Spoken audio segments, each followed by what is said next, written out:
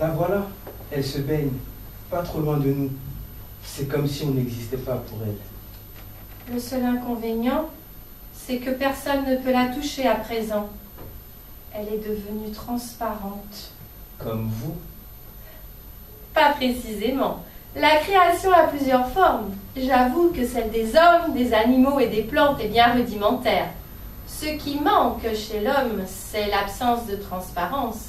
Il est fragile et ne supporte pas les excès. Tenez, il ne supporte pas 100 degrés. Et alors, où voulez-vous en venir? Que voudriez-vous savoir, par exemple? En plus de ce que je sais, rien. Non, madame, je ne suis pas curieux. Je mène mon jeu humblement. Mais vous auriez intérêt à ce que la guerre n'ait pas lieu. Vous vous trompez.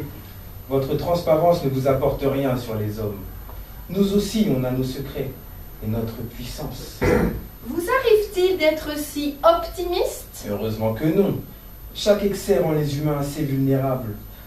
En ce moment, avec la disparition de Madame Leblanc, je me sens optimiste.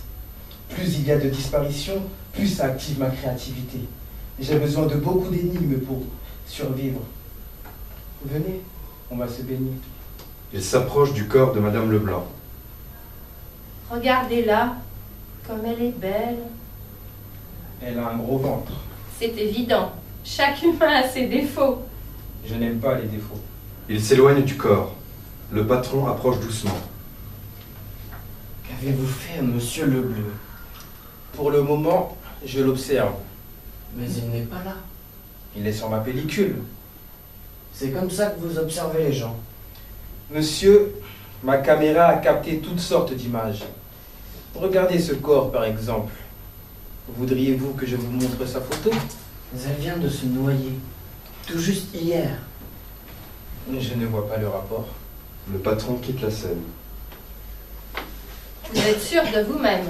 Madame, le métier de policier, c'est un métier idéal.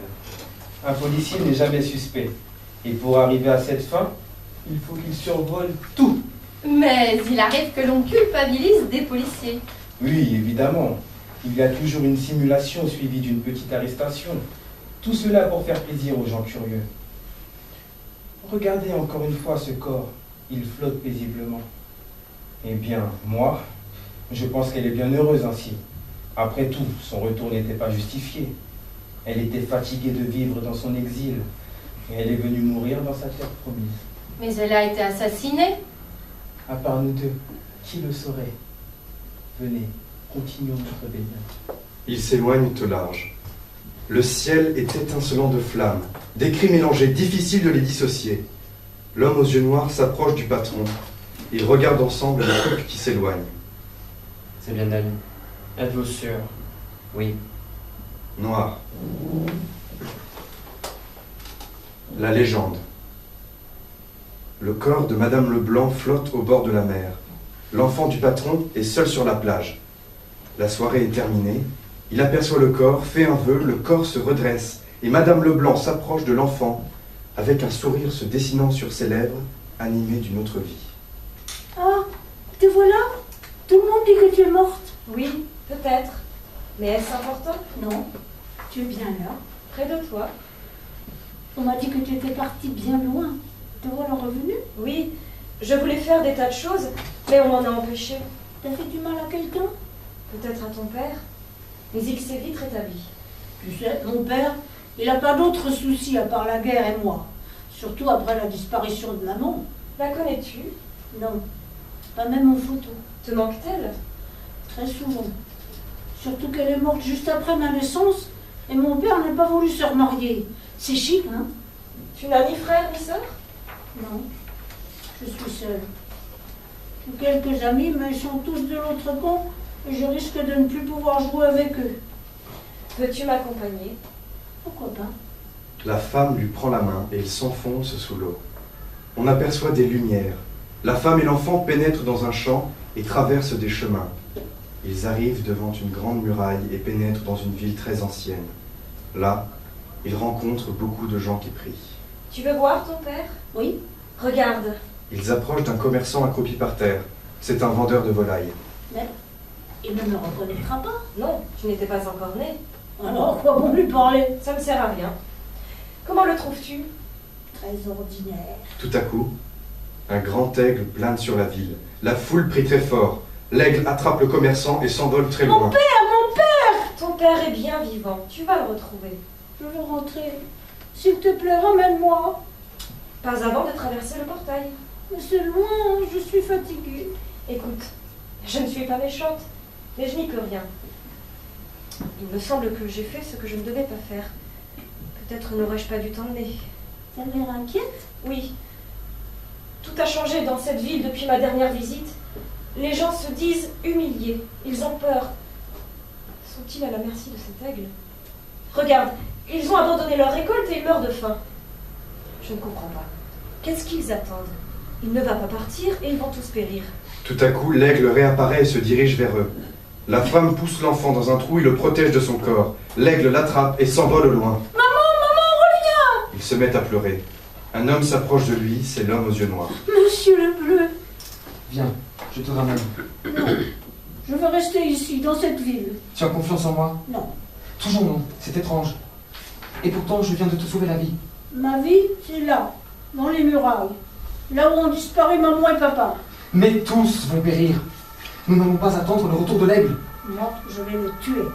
J'admire ton courage, mais le courage doit bien servir à quelque chose. L'histoire de cette ville est devenue banale. Personne ne veut la sauver. Peut-être après sa destruction. Je suis là pour te sauver. Tu me ramèneras mon père? Oui, Tu me ramèneras ma mère? non. Et pourquoi? Écoute, appelle-la avant qu'elle s'en aille, ça lui fera plaisir. Maman! Maman! Retour de la scène de la plage avec le corps flottant sur les vagues. L'homme aux yeux noirs et l'enfant observent le corps flottant s'éloigner. Viens, je te ramène. C'est ça ton histoire? Une histoire qui me revient de temps en temps et que j'aime bien raconter. Et la ville avec les grandes murailles, l'aigle, mon père, cette femme. Ça appartient à la légende. Noir. La caverne. Le patron, entouré de ses officiers, les mêmes convives, l'inspecteur, l'enfant. Cette soirée sera différente. La guerre est imminente. L'ennemi a refusé nos conditions. Elle va être longue et nous allons souffrir. Dois-je arrêter mon enquête? Avez-vous réuni quelques indices? Tout est sur ma pellicule. Alors procédons à vos arrestations. À la veille d'une guerre, nous avons besoin de tout le monde. Sachant aussi que Madame Leblanc a disparu de son cercueil, ainsi que deux autres femmes. Madame Leroux, qui a apparemment émigré, et Madame Le Bleu, qui s'est volatilisée d'après la version de l'homme aux yeux noirs. Pour ne pas dire Monsieur Le Bleu, et le confondre avec vous, patron. Donc nous repartons à zéro. Pour chaque jour qui se lève, il y a bien un départ à zéro. Mais nous sommes bien la nuit. Et nous planifions pour notre guerre. À propos du serveur, le fameux espion, C'est moi qui l'ai tué. c'est aussi sur votre pellicule? Non. Alors je ne vous crois pas. Et pourtant, c'est grâce à lui que j'ai pu reconstituer le drame. Quel drame? Le drame de cette ville bizarre dont tous les habitants ont péri. C'était quand? Demandez à votre enfant. L'homme aux yeux noirs aussi était témoin. Mais quel est votre objectif? Si vous voulez déclarer la guerre, arrêtons cette enquête. Vous risquez d'être fusillé. Ça dépend. J'ai de fortes chances de m'en échapper. Vous savez, Monsieur Le Bleu, excusez-moi, patron, je n'ai jamais cru au châtiment exemplaire. De toute façon, les êtres tout dévoués comme moi à leur noble mission, qui est celle de la police dans toutes ses catégories, secrètes, militaires, judiciaires, criminelles, ces êtres n'auront jamais ni à vivre, ni à survivre, ni à mourir, car ils sont transparents. Ils se déplacent dans l'espace et dans le temps, et Dieu sait où encore. Par exemple, vous vous appelez Monsieur Le Bleu. Moi, je n'ai pas de nom, parce que je signe toujours inspecteur et quelque chose à côté. Ce qui compte, c'est le mot inspecteur. Mais vous êtes fou! Je vais vous arrêter! Pour qui vous croyez-vous? Le grand justicier? Vous êtes un démon! Soldats, arrêtez-le! Et je vais bientôt signer votre arrêt de mort. Je vais vous le montrer. Ce sera aussi signé le général et peu importe qui il y aura à côté. Et votre plan pour repousser l'invasion ennemie? Comment le savez-vous? La police sait tout. D'ailleurs, ce qui est bien étrange, c'est comment se fait-il que vos troupes se laisseront attaquer en premier lieu? Pourquoi vous ne faites pas une guerre éclair? Mais mes dernières informations étaient que l'ennemi voulait conclure une vraie paix. D'ailleurs, vous l'avez bien remarqué lors de notre dernière soirée. Et nous, de notre côté, nous n'avions pas intérêt à déclencher cette maudite guerre. Car toute guerre est bien maudite. Ce n'est pas logique ce que vous dites. Il fallait attaquer les premiers et anéantir l'ennemi. Tenez, lorsque j'ai tué le serveur, je ne lui ai pas demandé son identité. Ce n'est qu'après sa mort que j'ai découvert qu'il avait volé mon appareil de photo et qu'il était un agent ennemi. Là, vous donnez à notre ennemi, en restant inerte, toutes les chances de nous anéantir. Vous dites que vous préparez un plan pour repousser leurs attaques le lendemain. Messieurs, moi, je connais un monsieur apparemment très discret, mais qui, pendant que nous bavardions les 3 dernières soirées, buvions et faisions toutes sortes d'excentricités, ce monsieur, ce grand monsieur si courageux et stratège, a préparé son plan d'invasion avec son heure H pour ce soir minuit. Messieurs, je vous propose qu'on lui donne commande et qu'on lui jure fidélité et obéissance. Monsieur, approchez s'il vous plaît. Applaudissez notre nouveau patron, notre chef, notre guide et notre sauveur. Des applaudissements, des slogans. Le patron s'affaisse sur une chaise, son fils agenouillé à ses côtés, la tête baissée de chagrin et de honte. Mais tout à coup, il sursaute comme un fou au cri de « Arrêtez, monsieur le bleu !» Ce qui semble bien être l'arrêt de mort du patron, plutôt l'ancien patron. L'enfant crie très fort, Papa, Papa, pendant que les gardes emmènent son père vers une porte de sortie. Noir. La trêve. L'homme aux yeux noirs. L'inspecteur. Non, j'ai décidé d'arrêter cette guerre meurtrière. Nous n'avons même plus d'interlocuteurs dans le camp ennemi. Tous ont péri ou déserté. Il me semble que personne ne s'attache à poursuivre la guerre. L'humanité est bien en péril. Il me semble que nous avons élaboré trop de règles pour faire régner l'ordre et la sécurité. Il faut alléger notre système. Il faut effectuer une ouverture. Une brèche contrôlée. Tenez, par exemple, toutes ces soirées que nous animons manquent un peu de parfum. Elles sont sobres et ne sentent plus le pourrissement d'autrefois. Je vais donner trêve à mes enquêtes. De votre côté, vous pouvez arrêter la guerre si la reddition de l'ennemi est totale. Il me semble que l'ennui a gagné tout le monde et que les quelques survivants mènent un mauvais jeu. Et précisément, l'ennemi ne veut pas se rendre. À ma connaissance, ils ne sont pas affaiblis. Ils se sont juste repliés dans l'espace et dans le temps. Le problème est que s'il avait fallu attendre leur attaque, comme le préconisait l'ancien patron, nous aurions pu être exterminés, sans nous assurer une base de repli. Alors, en appliquant ma stratégie, nous avons évité une défaite, mais nous n'avons pas gagné la guerre. Ça change tout.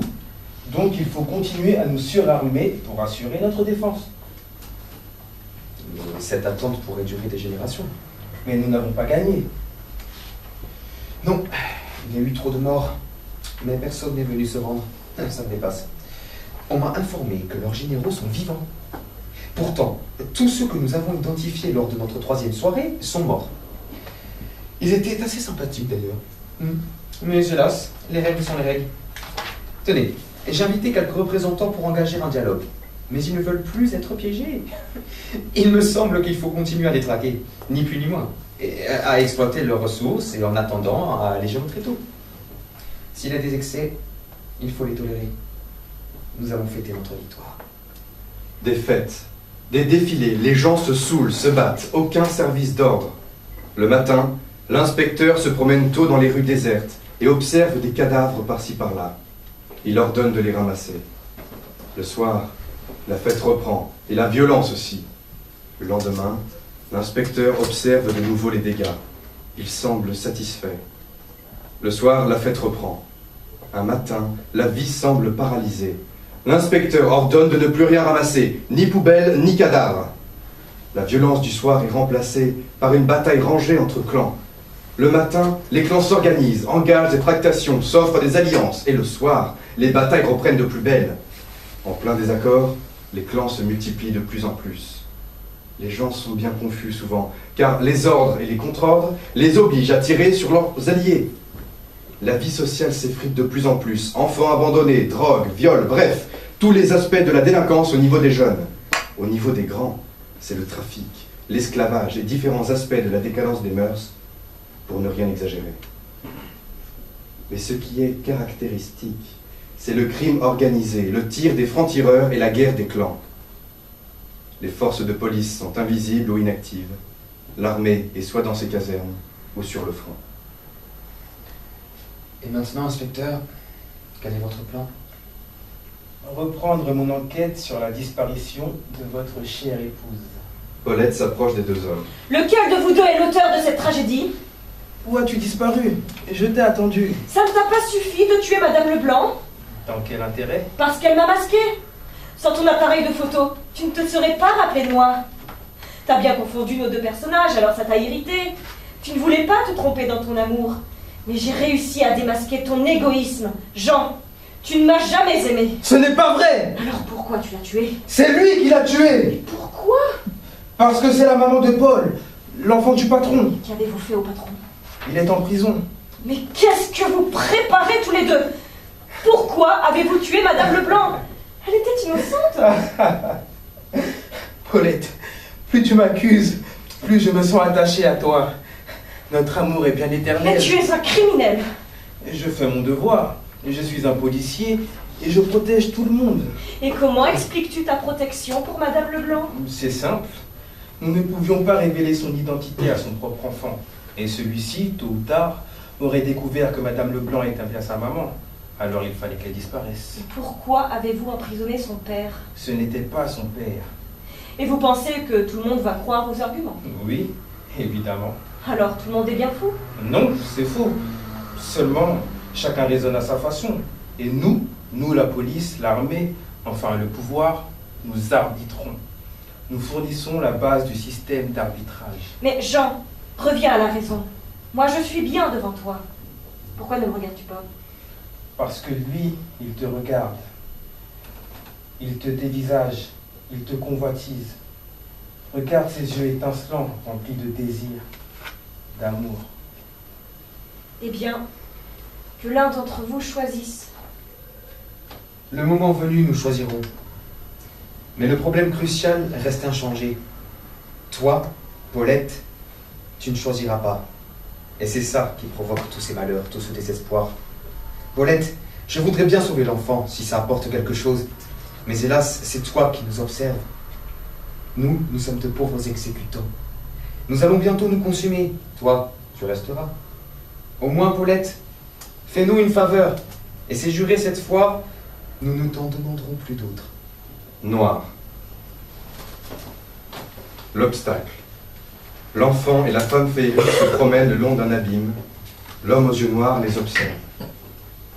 Maintenant que ma mère a disparu, que mon père est en prison, je n'ai plus que vous. Et Paulette,